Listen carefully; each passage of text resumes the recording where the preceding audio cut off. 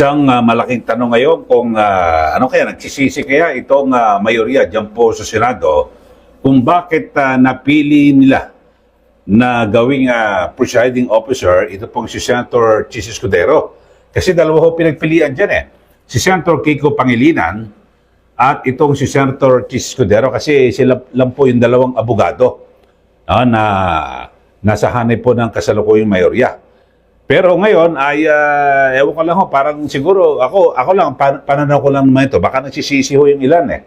O karamihan po sa mayorya. Bakit? Kasi ay nagulat ho sila, ako rin ho mismo nagulat, ay nang biglang sabihin at ideklara na ngayon impeachment, Senate impeachment presiding officer, Chis Escudero, na 16 votes. 16 na boto ang kinakailangan. Mula po sa, kasi 2/3 ng 24 senators, yun po ang bilang na dapat ho ay makuha ang boto para makonvict ito pong si VP Sara Duterte. Pero sa ngayon ay wala na ho. Nagsalita na po itong yung presiding officer, Chis Escudero, at sabi niya, 16 votes ang kailangan. Kung kaya't parang napatayo po itong si Senator Ping Lacson at nais niyang linawin na ito hong bang binanggit ng presiding officer na si Chis Escudero na 16 votes ang kailangan ay isa na bang opisyal na ruling ng impeachment court o personal lamang nitong legal na opinion. Hindi po nakinig si Senator Ping Lacson hindi ito ruling na impeachment ng court, kundi ito ay naaayon sa saligang batas, Senator Lacson. At ang liwanag ho sa naging statement ni Senator Escudero na 16 votes ang kinakailangan kasi 2/3 ng 24 ng lahat ng senador. Base po yan sa ating saligang batas at yung mga naunang kaso ho, desisyon ng Supreme Court, yung tinatawag na jurisprudence. So maliwanag po ito mga kababayan. Kaya hindi ito ruling o opinion ng presiding officer. Yun ho, Senator Lacson. At bukod ho dyan, mga kababayan, ay ang sabi po ni Senator Chis Escudero sa mga tutol at kung may question dito po sa sinabi niya na 16 votes ang kailangan para makonvict itong si VP Sara, punta kayo sa Supreme Court kung kayo po itutol o hindi sang-ayon. Kaya Senator Lacson, kung gusto mo, punta ka sa Supreme Court. At dito ho, ako, ang nagiging perception ko lang naman ho, mga kababayan, parang siguro nag-uusap-usap. Dapat si ano lang pala ang ginawa natin presiding officer, si Kiko Pangilinan. Para, di ba, at dito mukhang naalaglang tayo, 16 votes, napakahirap kunin. Dahil sa, di ba, ang dami ho nito 13 lang ho sila. Mga kababayan, mahirap po sila na kumuha pa ng dagdag na 3 sa hanay po ng oposisyon, yan po sa Senado. Di po ba? So, yun lang ho, aking pananaw lang ho ito mga kababayan. Kaya lang kung si Senator Kiko Pangilinan naman, ang kanilang kinuha, baka naman lahat ho, baka magulo ho ang magiging impeachment trial. Bakit ho? Baka puro noted ho ang sasabihin ni Senator Kiko Pangilinan tulad doon ng ginawa niya, yung tatandaan nyo sa panahon ni Pangulong Gloria Macapagal Arroyo, di ba, sa canvassing, maraming nagreklamo at di ba, ng mga abogado, sagot lang noted. Kaya tinawagan, binansagan po siyang Mr. Noted, mga kababayan. So dito ho ay yung pinag-uusapan natin ay at least yung naratibo ho. Kung inyo pong matatandaan, maraming mga senador, di ba, nung makuha nila, nung June 3, yung mayorya, na 12 lang sila, tapos hanggang sa nung June 17, sa isang special session, naging 13 na po sila, marami po ang mga senador na mga na-interview na sinasabi, yung kanilang interpretasyon, pananaw, hindi naman mga abogado, ang nagsasabi na baka pwedeng gawing basihan ay 22 na lang. Dahil sa nakakulong si Senator Jingo Estrada at nagtatago itong si Senator Bato de la Rosa. Kung susundan mo yung kanilang naratibo, paano ho ngayon nakulong na rin siya, si Senator Marcoleta. So, pwedeng gawin nila na 21. 21 ho ang pagbabasihan ng 2/3. So, maaaring bumaba ito hanggang hanggang lumita lang ho, baka maging 15 o 14 na lang ho, mga kababayan. So, madaling maabot. Yun ho. So, dito ho ay lumilitaw na talagang yun po ang naratibo. Tapos, may mga nagpakilalang legal expert di umano. Mga sinasabing dating din, constitutionalist, mga dating yung iba't ibang mga nagtuturo sa eskwelahan, eksperto di umano, ang kanilang sinasabi, maging yung mga dating maestrado ng Supreme Court, yung dating Senate President, itong si Drilon na nagmamagaling din, na ang sabi, pwede rin daw ho na maibaba. Yung threshold na tinatawag, yung 16 votes. Kasi ang pagbasihan, hindi na raw po 22. Wala, supalpalahot sila lahat. Dito ho, maganda ho yung mga nasabi na ito ni Senator Chis Escudero. At sa ngayon ay in fairness dito kay Escudero, sa aking pagtingin sa dalawang araw na trial, ay pinipilit ho ni Senator Chis Escudero na maging balanse at maging patas. Yun lang naman nakikita ko, mga kababayan. Pero sa kabilang banda ay dito nga ho, yung sa ikalawang araw ng impeachment ay yun ho, presenta na yung yung prosecution. Pero balikan lang ho natin itong 16 votes. Kung nyo pong matatandaan, bukod sa naratibo ng ilang mga senador at mga ilang nagpapakilalang legal expert sa House of Representatives, di ba ganyan din ang mga binabanggit? Si Congresswoman Jervin Luistro, na sinasabing baka pwedeng maibaba yung threshold dahil sa hindi raw dapat na pagbasihan yung 24 senators. Pwedeng 22, ngayon magiging 21 na lang. At kung nyo matatandaan, ganyan din ito pong siya yung Congressman Prosecutor na si Joel Chua. Binabanggit niya, depende raw kung sino ang present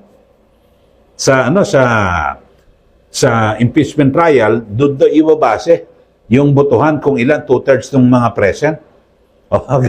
Ganun na, talagang gustong pababain para mas madaling makuha ang conviction at mahatulan. Ito pong si VP Sara. Kasi ang aking pananaw rito, observation, gusto nila hanggang sa mula 16 votes na threshold, gusto nilang maibaba hanggang 13. Kasi 13 na ang mayorya ngayon din So, sigurado mapapakonvict ko nila si VP Sara. So, yun po ang aking pananaw rito. Ito, pakinggan natin yung naunang pahayag, sariwain natin. Itong naunang pahayag ni Congressman Joel Chua. Okay, nyo matatandaan sa isang forum, binabanggit niya na hindi 16 ang pwedeng basihan. Ang sabi niya, hindi lang 22 ang sabi niya ay kung sino ang present sa impeachment trial, yun ang pagbabasihan. Grabe ho, talagang gustong ibaba at, di ba, yung threshold na maging, kung hindi 13, 12. Ito, pakinggan natin itong si Congressman Joel Chua na yung unang kanilang naratibo ay mas mababa pa ho sa 16 votes ang kinakailangan para makonvict ito pong si VP Sara. Panoorin po natin. Ito pong si Congressman Joel Chua. Dahil ako po personally, naniniwala po ako, dapat po kung sino lamang po yung nagpa-participate sa impeachment trial, dapat yun lamang ang boboto. Kasi unang-una po, paano ka boboto kung hindi ka naman unang-una nag-participate dito sa impeachment trial? So paano, parang isang huwes, paano po siya mag-render ng kanyang verdict, whether guilty or not, kung hindi naman niya nakita yung mga sinabi ng mga testigo. Pangalawa, hindi po natin pwedeng iparehas yung impeachment trial sa ordinaryong legislative na ginagawa po ng mga senador. Kasi po, maliwanag po, dito po sa impeachment, ito po ay parang this is akin to court hearing. So, pag sinabi po natin akin, ibig sabihin, pwede po natin itong maikumpara sa mga court hearing kung saan po ang huwes tinitignan po yung demeanor ng testigo.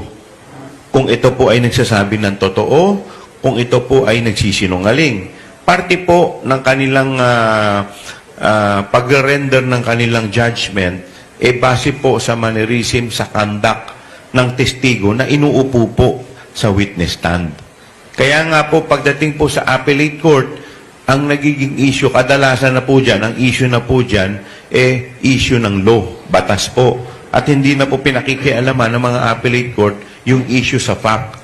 Kasi po, ang sabi po ng mga korte, ng Korte Suprema, hindi po nila pakikialaman ng issue pagdating po sa fact kasi ang best na makaka-ascertain ng mga testigo ay yung korte na nagdinig ng kaso. So, ganun din po dito. Paano po sila boboto kung hindi naman po nila nakita yung testigo, hindi po nila na-assess yung demeanor, hindi po nila nakita at na-assess kung ano yung, kung ito po ay nagsisinungaling o hindi.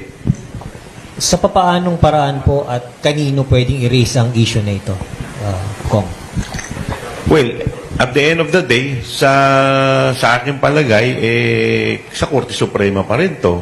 Pero, siguro, tingnan natin kung pwedeng i-apply yung quorum. Kasi, kung yun ang magiging decision nila, yung sa quorum, at ito, may mga decided cases na dito, sa tingin ko, wala rin naman masama na dapat ito rin ang i-apply pagdating po dito. Kasi paano po yun? Ang basis po ng quorum ay, let's say, sa 22. Di ba? Hindi po sa 24. So, alangan naman yung pagdidesisyon doon po sa walang quorum. Okay, so yan po ang pahayag ni Congressman Joel Chua at na kung saan ay yun na binabanggit niya. So yun po yung naratibo noon. Kaya lang ngayon binasag po ni Senator Chis Escudero yung kanilang naunang naratibo na pwedeng mas mababa sa 16 votes. Wala na. Todas na.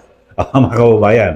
At mukhang mahihirapan na po sila. Pero kung gusto nila, umakyat po sila sa Supreme Court. Yun ho. At bukod doon dyan, mga kababayan, at ito, pagtunan din natin ng pansin, itong ikalawang araw ng impeachment trial. At yun ho, pero yung una, itong si Luis Troy, ginigit na raw, sila raw ang panalo sa day 1 ng impeachment trial, unang-unang motion ni Luis Troy, denied. No, gusto ipa-arraign itong si BP Sara, mga kababayan. So, well, dito ho, yung sa pagsipot naman, yung unang testigo ng prosecution, ito hong taga-NBI, kasi parang scripted ho may sasabihin, tapos dapat hindi pinapayagan na balikan niya yung kanyang mga notes kasi ibig sabihin, baka yun ang script. Ito ang tanong ko yung sagot mo, basahin mo, para sigurado hindi magkakamali. Hindi po ba? Kaya naman, nagkaroon po ng mainit na palitan ng mga pahayag dito po sa day 2 ng impeachment trial matapos po na questionin ng Defense Counsel na si Attorney Carlo Narbasa yung isang testigo habang tinatalakay ang dokumentong may printed na kopya ng pahayag ng AFP. At sa pagtatanong, sinabi ni Narbasa na meron daw silang kopya ng dokumento pero mukhang nagkakaiba mga kababayan So, kaya nga ang sabi, ito yung ligutan Ang galing din magdrama mga kababayan, di ba? Umpisa pa lang sa opening statement, yung si Defensor. Congressman Defensor, na kung ano-ano pa mga drama na bago i-introduce yung testigo at yung private prosecutor.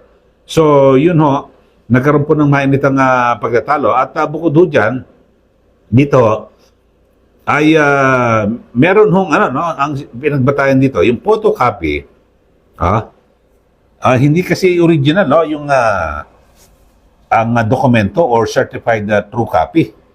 At yan po yung tinutulan ng, ng depensa. Ito hong introduction ng yung mga dokumento na dala po ng taga-NBI. Pero sabi ho, yung photocopy now is considered unoriginal. So bagamat hindi pa naglabas ng ruling diyan yung impeachment court, pero pinatuloy na lang muna, no? At para magdire-diretso ho itong pagdinig. Pero talagang lumilitaw ho mga kababayan na, di ba? Para talagang scripted. Dapat ho sa pagtitistigo, kasi ngayon lang ako nakapanood na ganyan. Pag magtitistigo, dapat walang script. Kasi kung talagang totoo yung mga sinasabi mo, hindi ka maaaring magkamali. Kahit na pagbalik-balik na rin ng mga tanong, di ba? Ganun ho, mga kababayan. So, or, pwedeng basahin siguro yung tungkol sa kanya. Depende sa kanyang kung meron siyang sinumpaang salaysay o affidavit, o pwede ho doon, mga kababayan. Pero kapag nagtatanungan ng ganon, ay mas maganda sana wala hong binabasa, di ba? Kung ano ang tanong, yun ang kanyang sasagutin, di ba? Doon nyo makikita na talagang credible at kapanipaniwala ang isang testigo, mga kababayan. Well, pero darating naman ang punto na pwede namang i-cross-examine ho yan ng defense panel at itanong at maring, di ba, kung ano-ano mga pwede itanong, hulihin, itong kung nagsisinungaling, itong testigo ho na taga-NBI. Pero ang binabagit ko naman ho, mga kabayan, alam nyo, parang nasayang yung oras sa panahon natin na buong Martes. Bakit ho? Kasi ay alam nyo ho, ito pwede namang patutuhanan na lang ho ng NBI o yung sa kanilang sinasabing forensics or eksperto na dito sa video na patunayan na ito. Totoo yan at itong kopya na ito tapos isubmit na. Para wala nang kung ano mga kwento kung ano man na pwede naman basta patutuhanan na yan talagang galing yan sa lihitin mo yung video na audio o yung mga dokumento isubmit na. Kaya lang hindi po nila magawa yan. Bakit ho? Kinakailangan ng drama. Dapat ho talagang ipaharap yung testigo, itatanungin, tapos unti-unti yung talagang yung kanilang mga delivery ng mga pagsasalita, di ba? Para, sa bagay, ganun ho talaga, hindi ba pwedeng basta isubmit Kasi kinakailangan may drama. Hindi po ba? At dito po gusto nilang makumbinsi po ang publiko na para unti-unting wawasakin nila yung imahe ni VP Sara Duterte. Yun lang naman aking pananaw na gano'n. Kaya kumisa may mga simple ho na testimonya, pwede namang isumiti na lang yung testimonya ng isang testigo, parang hindi pa, ginagawa, nagkakaroon pa ng drama. Kayo po, ano masasabi niyo